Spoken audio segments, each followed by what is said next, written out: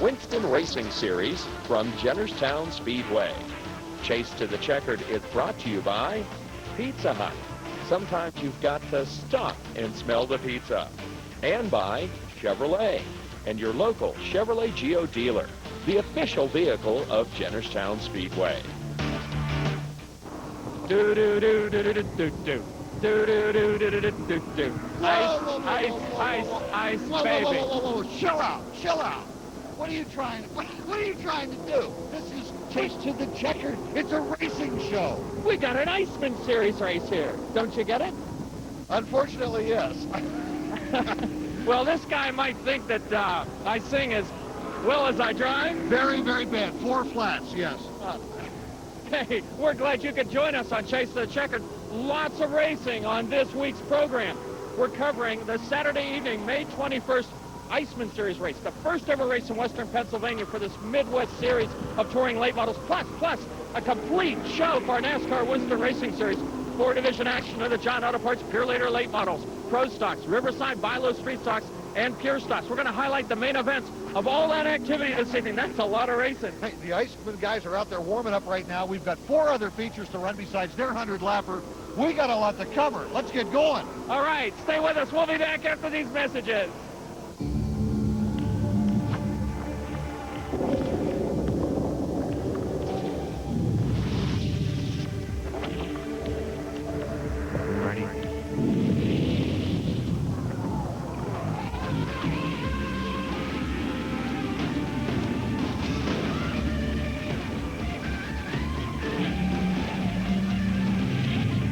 Cruise into your local Chevrolet Geo dealer now for the all-new Camaro. It's sizzling hot. It's the best pizza deal you can cut. A deal that isn't skimpy. This one has real meat to it. 6 meat toppings and a blend of cheeses. Pizza Hut Meat Lovers Pizza. Now, get 1 medium for $8.99. And a second pizza for half price. But hurry, it's a limited time offer.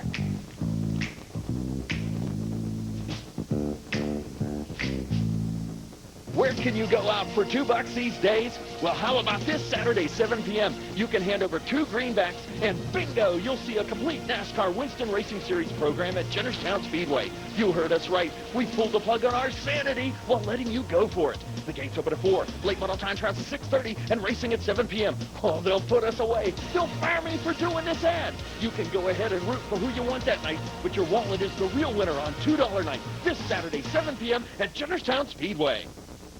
We're back, and what did we say at the intro of the show? Plenty of racing going on, and we want to cover it in a hurry here because there's so much of it. Hey, there's our nice car there. Yeah, that's our official vehicle's pace car, the Camaro Chevrolet Z28, and there's a look at the top 3 rows. Mike Davis and Scott Kokenauer on the pole, and Scott's been in victory lane before. Mike Davis would like to make the trip this afternoon and this evening. And as the official pace car brings the field out of turn 4, it's up to speed, and we are racing. A lot of features going on tonight. And at the outset, it is Scott Kokenauer pulling out into the lead. And look at this flock of cars behind our front 3 vehicles. You know, these automobiles are going to run for 15 laps, and it's always 15 laps of nail-biting mayhem because you never know what can happen in this literally stock production division. There's not a lot in the way of changing and modification of these automobiles, so they get out there and sometimes you can hear it screeching through the turns, and they're doing that right now. But we're able to get this huge mechanical caterpillar underway up the full zone down the front straight, completing this first lap, and no one's gotten into any trouble. That's pretty rare. But, Mike, as we move ahead in the event into lap 6, we do get into some trouble. Mitzi Shawless and the number 1 car of Eric Scomo getting sideways into each other and up against the outside retaining wall. No one injured in the accident. As a matter of fact, some of the cars able to get back into racing shape. So let's move ahead in the event again. And as everybody comes around out of turns 1 and 2, just a couple of laps to go. This is a battle for the lead. Oh, second-year racing closes up. Oh, my goodness. Scott Kokenauer got the car dirt tracked, and now one minor miscue gives Will the opportunity. He commits to the outside. Kokenauer says, oh, no, not now. Out of turn 4. They're side by side, fender to fender, inches away from each other. Aaron Will trying to take the lead. They dive into turns 1 and 2. Kokenauer comes right back up on him. We're fender to fender, decal to decal once again. Look at this. Will, who looked like he was going to take it over. Not quite. Here comes Scott, the Terminator Kokenauer, right back up on the inside. They work through turns 3 and 4. Aaron Will trying to hang on, committing to this outside group. This time around, oh, they're They're hitting on the front straight. Time is running out. 2 laps remaining. Will continues. Determined on the outside. Coconut breaks through and gets the opportunity once again. Grabs the lead after a hard-fought struggle with there. Will comes right back up on the inside. Look at this. They dive into. Oh, they touch. Look out. And Will goes around. It's the fireworks division, Steve. You know, I'm not going to say anything anymore about one of the races for this division. We're going to move on here about people not getting into anybody because we had enough of that later in the event. This is the last lap, and by the way, the final challenge. It comes from the yellow 48 of Mike Backlon to the low side of Scott Coconut, but at the checker, it's Scott Coconut with the win in the 15th Circuit Main for the Pure Stocks. There's a look at the top 5. Scott making his first visit to Victory Lane at Jennerstown in '94, followed by Backlon, Kevin Sander, Robin Rimmel, and Mike Davis. We do have a lot of racing to go on tonight, but right now back to Victory Lane. There is the Terminator 2, Scott Coconauer, in Victory Lane in our Pure Stock division, the 15-lap main. Next up. Yep. We're going to go on to the Pro Stocks, and this is a 25 Circuit Main as they get in the line behind that Chevrolet Camaro Z28 pace car. And we've got a good field here, and there's a look at the top 3. And speaking of Coconauers, Chris Coconauer, brother of Scott, on the pole for our Pro Stocks. Vince Randisi. The original Terminator. There you go, number 57. Charles lookalike car, it's his backup ride. That's because Vince's car isn't ready yet, so if you're a little confused tonight, the number 57 is that of Mr. Randisi. The pace car pulls off, and it is up to Vince Randisi and Chris Coconauer to bring the field up to speed. As they work down into turns 1 and 2, you know, Steve, these cars are almost identical to our John Auto Parts Pure Litter late model division machines. They just have some street stock engines in them, and we got a tremendous battle going on for the point position. Look at this. You can't really tell the number there, but that's Vince Randisi in a 57 on the outside, the car you talked about, the Shaw's backup ride, trying to get around Scott, or I should say Chris Coconauer. He's able to do that, and he brings Denny Wingard right with him in the Super Sport 49 Thunderbird. Wingard wastes no time. Check out turns 1 and 2. We have a loss of some lighting there in the banks. That's why it looks a little shadowy over there, but we're still able to continue green flag racing. Now, Denny Wingard makes an anxious low side move here right at the beginning laps of this main event, and he's able to take over the lead position. We're still too wide through the middle of the field. And he's looking very powerful tonight, pulling away very easily from the field. He had a handling problem last week, but certainly not this week. That flock of cars still battling for that number 3 position, coming up on the back bumper of the number 57 of Vince Randisi as the number 19 of Don White, and Mr. Kessler in the number 91 car as well. Well, they really struggle there to try to develop position battles there, and also the 09 of Jeff Dunbar. But watch what happens here. No. Getting together, the 91 of Chuck Kessler gets hammered into the outside retaining wall. He and Don White, they got together there. And then, all of a sudden, all the action, there's a pileup behind it. But amazingly, these cars, look at this. Oh, he's going to drive that off the track. Drive away. The car looks like a folded accordion. Nevertheless, the way that clip hit and everything, it preserved the axle, at least the drive in. He's got a left rear flat, which is a big mess for the car and everything. Well, we're back to racing. It's lap 10, and one of the cars involved in that mishap was the number 7 car. Let's watch. Jeff Dunbar becomes part of the strike now. Dunbar, look at Dunbar. Try to box in Don Wyatt. Look at Jeff Dunbar on the move. He's doing it again, race fans. Marching up through the field. He was 5th. He's now 4th. He's going for 3rd. Is this guy late race dramatics master or what, Steve? You know, he started in the back of the field. Now he's going around here in this battle for a top 5 position. Climbing all the way up through the field is Jeff Dunbar with the Six-Pack Shack and Sports Bar 07 machine, that Camaro-bodied automobile. You know, he just, last week on Chase the Checkered, he did that as we jump ahead, you know, come right to the end and then battle for the lead. Now, this point, though, we're on lap 20, and he's battling for 2nd. And he's attacking Dave Hupp and the AJ Furniture number 20. They're 2 Somerset, Pennsylvania drivers, and he'll dive to the low side. Now, they've been doing this for quite a bit in the latter stages of this race as we pick up the final 5 laps. And he dives the low side. The car's a bit squirrely. You can see right there, the back end, the damage he suffered in that earlier incident. Now, Jeff Dunbar has a lot of racing experience. Dave Hupp does not, but you'd never know it by watching those 2 cars work their way. Matter of fact, here comes Hupp trying to come back up on Dunbar, but Dunbar just out-horsepowers Hupp down the front straight. And what we're going to do is move ahead in the event because Jeff Dunbar is going to try and catch our leader, but he can't. He has too much real estate to make up. This is Denny Wingard coming around for the final lap. He has a big lead over 2nd place running Jeff Dunbar. This will be the first visit to Victory Lane.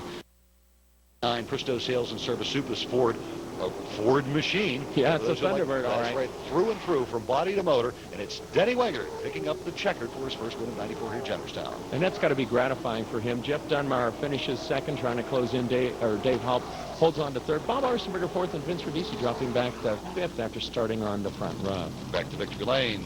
smiling Big Denny. And I'm sure that's not the last time we'll see him in victory lane this year, the way that car is running. Time to move on. Lots of racing to cover, as we said, and it's time for the John Auto Parts Pure Leader late models. They're 35-lap main, in addition to what we ran for these basically same cars in the Iceman race that you'll see later on the program.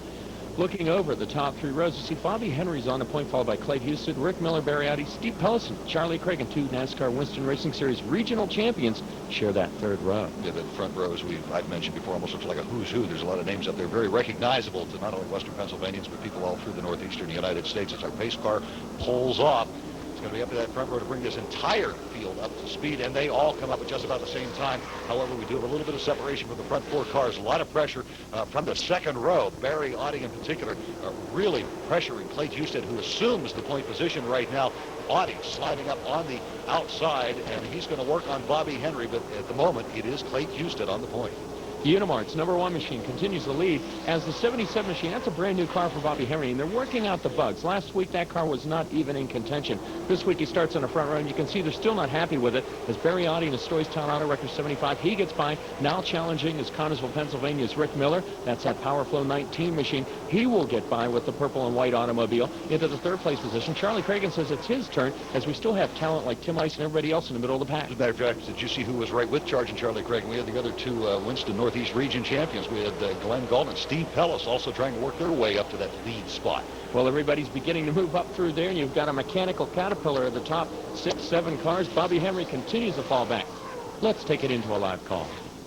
Clay Houston's being pressured. Audi works to the low side. Clay Houston trying to deny the opportunity. What a battle we've got going on the 3rd lap. Into 3 and 4. This is very tight, running inches away from each other. You couldn't put a notebook between those 2 automobiles. Audi really has that car hooked up tonight. They had problems last week with their handling, much the same as Winger did, and they obviously have that problem straightened out. As a matter of fact, past Clay Houston, here comes Rick Miller as the door remains open, and we're also looking at Charging Charlie Craig and seeing an opportunity, trying to work his way into that number 3 spot. What we're going to do here, Mike, is we're going to move ahead in the event to lap number 12. We had an incident working our way down the back straight. Look at the smoke. That is the number 47 of Jimmer Seeger blowing a motor. He wisely stays in the high racing groove and actually out of the racing groove to keep oil from spilling down into the racing groove. As the competitors will go later on in the event, they're going to appreciate that a lot. Well, that's a smart move on his part because it helps in track cleanup and everything like that. We're able to get the event moved on, and we're doing that right now. Lead battle lap 25. Here's the call. Oh, Craig, I'm trying to go. You couldn't put a sheet of notebook paper between the automobiles. Well, you could, but you'd smudge the ink without tearing the paper. Barry Audi, all of a sudden the handling's going away. Race down the back straight away. You and your notebooks, Mike. Let's go back for one more live call. Go, Pellis, we're all stacked up for the lead. What's going to happen now? It's a classic Jennerstown duel among the John Auto Parts Pure Leader late model machines. Into 1 and 2. Audi fighting for his life, holds on to the lead, and everybody's challenging. Here comes Rick Miller. Miller trying to go to the low side. He breaks through. Cragen breaks through as well. Oh, Miller slides up high. Here comes Cragen now. Cragen will try to low side on Miller. Miller denies it to him. Galt gets through. Glenn Galt, Stevie Pellison, Audie's car. The handling's gone. Here comes Cragen on Miller. Miller trying to hold up, charging Charlie Cragen. Lap 27. Oh, the intensity's gone high. And the charging one works to the low side on Rick Miller. Out of turn 4, Cragen comes up with the lead. Boy, you know, Charlie Cragen, you give him just a slight edge there, and he'll jump in that hole in that gap and take it. And there he goes on the last lap right there with a checkered. It didn't take long once he passed Rick Miller to hold on to it as we look at the top 5. Tom Erickson there in 4th place. He came up through the field really well. Erickson, a force to be reckoned with this year. Tim Ice also with a good finish. Erickson had the best finishing record of any racer in Western Pennsylvania last season. Back to Charging Charlie in victory lane. Hey, Mike, it's time for a race break, and let's look at some Iceman cars. This race break is brought to you by Chevrolet and your local Chevrolet Geo dealer, the official vehicle of Jennerstown Speedway. This week's Iceman 100-lap event on Chase to the Checkered features a lot of Midwestern stars, some you may know about and some you're not that familiar with, and a few surprises. Let's dive down into the infield and take a look at some of the competitors you'll see in this Iceman Series 100. Here's a name that's familiar to Jennerstown race fans, Fast Freddie Campbell and his Randy Hostler Pontiac number 70 machine. The fast one is the 92 Iceman Series champ.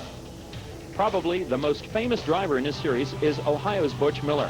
the former Michigan and North Carolina resident, has campaigned in NASCAR Winston Cup, Busch Grand National Racing, and is currently the hottest driver on the ASA circuit. Surprise number 1, regular weekly Jennerstown star Glenn Galt has a second ride to run in the Iceman Series tonight. In fact, Galt nearly won this series while racing on it, in addition to his Winston Racing Series efforts a few years back. ASA star Tony Raines is a sometimes visitor to Jennerstown and an infrequent visitor to the Iceman Series. It's good to see him here tonight. He's going to try to run both late model events with the same car this evening. Surprise number 2, weekly campaigner Clayton Houston, at 62 years of age, has a ride for the Iceman Series in addition to his weekly ride. 2 other local drivers, Jason Mignon and Mark Catone, make many Iceman shows in addition to their weekly racing in Western Pennsylvania. They are both excited about running an Iceman Series race in their own backyard this evening. Finally, who could forget number 65, Tim Ice? The Iceman, who won this series in 90 and 91, has had the Midwest circuit name the series permanently after his familiar nickname. He has both the Howe factory ride number 65 and his own weekly car here to do battle in both late model events this evening. This race break has been brought to you by Chevrolet and your local Chevrolet Geo dealer, the official vehicle of Jennerstown Speedway.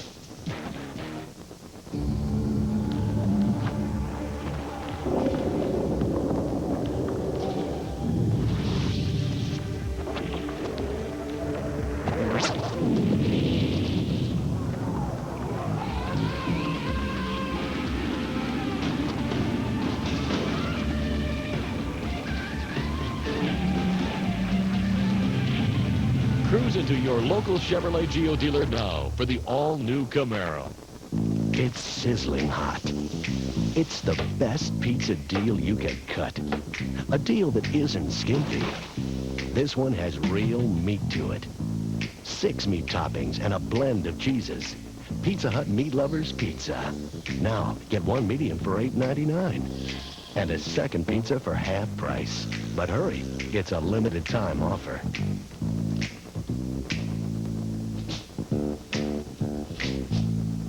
Where can you go out for $2 these days? Well, how about this Saturday, 7 p.m.? You can hand over 2 greenbacks, and bingo, you'll see a complete NASCAR Winston Racing Series program at Jennerstown Speedway. You heard us right. We pulled the plug on our sanity while letting you go for it. The gates open at 4. Late model time starts at 6:30, and racing at 7 p.m. Oh, they'll put us away. They'll fire me for doing this ad. You can go ahead and root for who you want that night, but your wallet is the real winner on $2 night this Saturday, 7 p.m. at Jennerstown Speedway.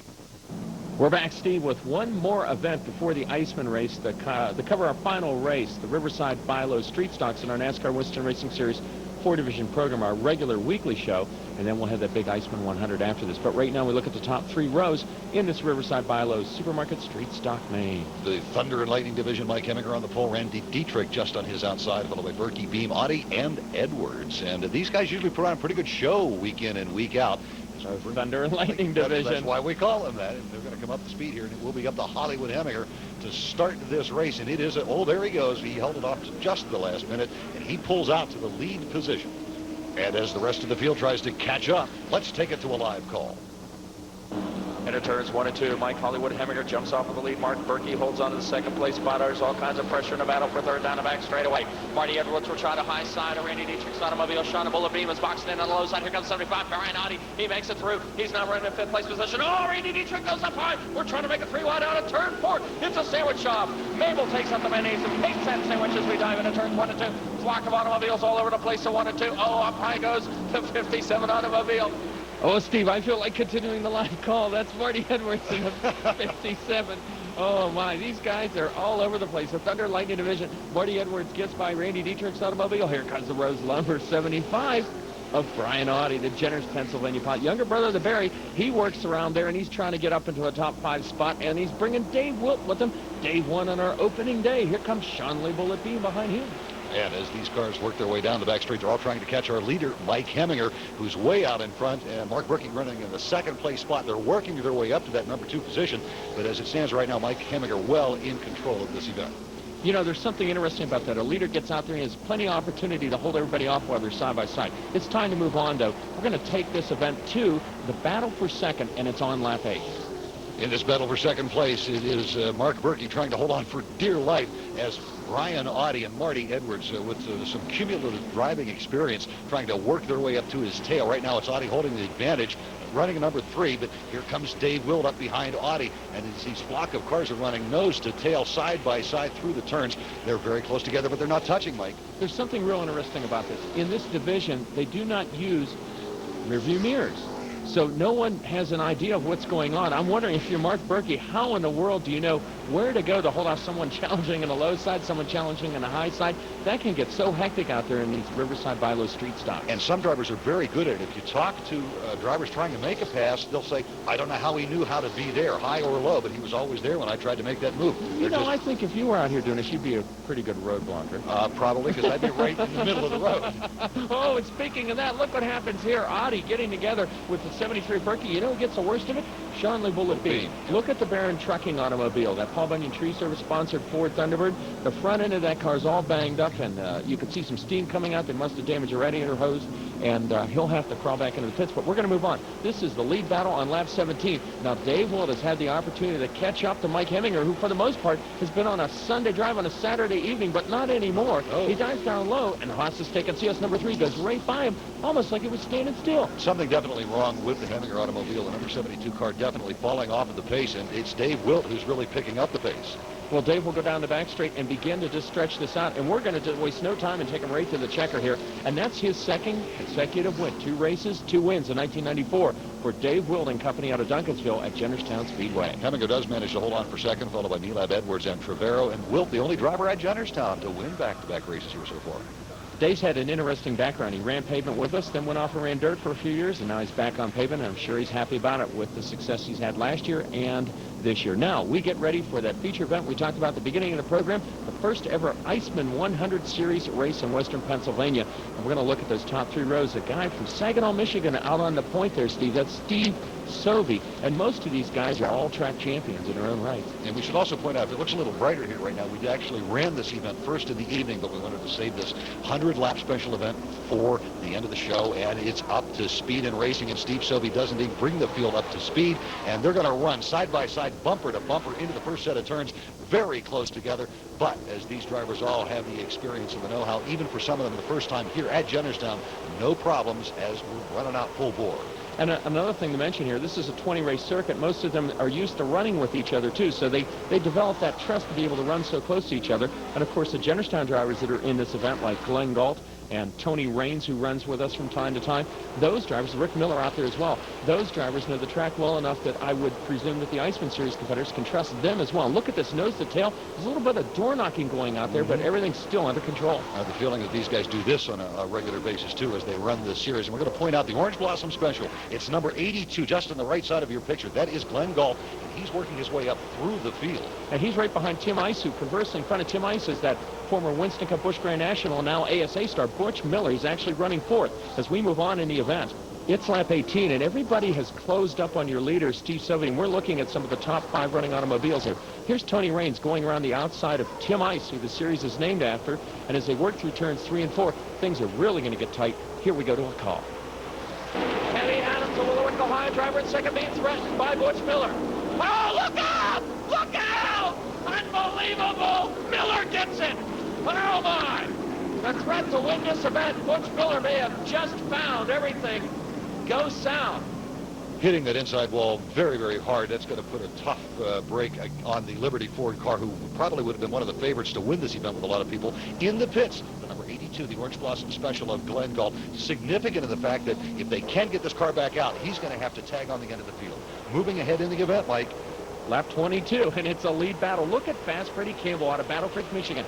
8-time Berlin Speedway track champion, goes to the outside of Steve Sovey, and those 2 Wolverine State pilots battle for the lead, but not for long, as Campbell takes that high side, makes it work, and goes into the lead. Now, Tony Raines says, hey, if you can do it, I can do it. And the Bigler, Pennsylvania driver takes the ETR machine Cleanburn 26 Lumina to the outside of Sovey. He will get around for second place. Sovey must have handling or tires going away. Here comes Tim Ice, who was struggling earlier in the race, and now Tim Ice is up to 3rd place position. But out in front, it is Fast Freddie Campbell as we watch Ice and Raines. And as a matter of fact, we've got some other problems problems with Tim Ice. He's going to pull into the pits. This is during a caution, so none of these laps count while he pulls into the pits, having some sort of a handling problem, and it appears as though it might be something to do with the tires. They're going to run around and take a look at the tires You and know, checking this is funny. temperatures or something. They look here, and then watch what happens, though.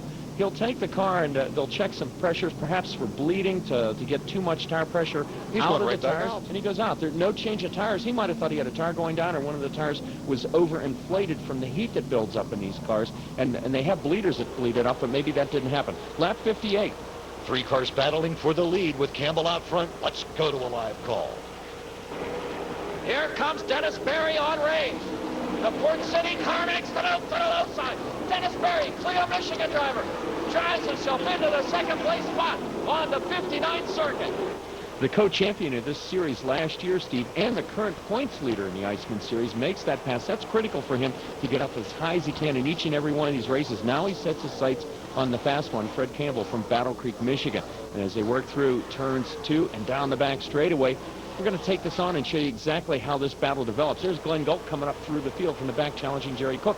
But we move on in the event.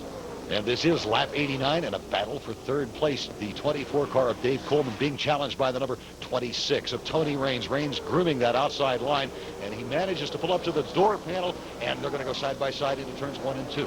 Well, you know, they've been switching this position back and forth. First it was Coleman, then it was Raines. Now Raines is trying to retake it after Coleman got by him. And look at Tony go right up there. But Dave Coleman, the Flat Rock veteran, dives right to the low side again. You know, this guy's a 4-time Flat Rock Speedway track champion. He's second only to the legendary Joey Fair up there in total feature wins. And that's a little quarter-mile track. And he does racing up at Toledo. But this is a bigger track for him to run on. And he's handling very well here, trying to hold off Tony Raines. But look at the determined Bigler, Pennsylvania driver. At this stage of the game, Raines assumes that number 3 position. And this is our leader, and we are coming around on the last lap. It is fast. Freddie Campbell from Battle Creek, Michigan, and he's won in a lot of speedways, Mike, all through the north and east, but he has yet to win at Jennerstown until right now he picks up the checkered in the Iceman 100. Outstanding job for the Battle Creek, Michigan driver. As we look over the top 5, Dennis Berry second, Tony Raines, first Pennsylvania driver third, Dave Coleman and Glenn Galt finishing 5th. He finished 3rd in the late model feature. Good evening for him. Back to Victory Lane with Fast Freddy. And before we leave you tonight, some words of wisdom on how to save some money when you visit Jennerstown Speedway. That concludes racing for this week. Don't forget, you can obtain $2 reserve seat discount coupons to Jennerstown Speedway at participating Giant Auto Parts locations.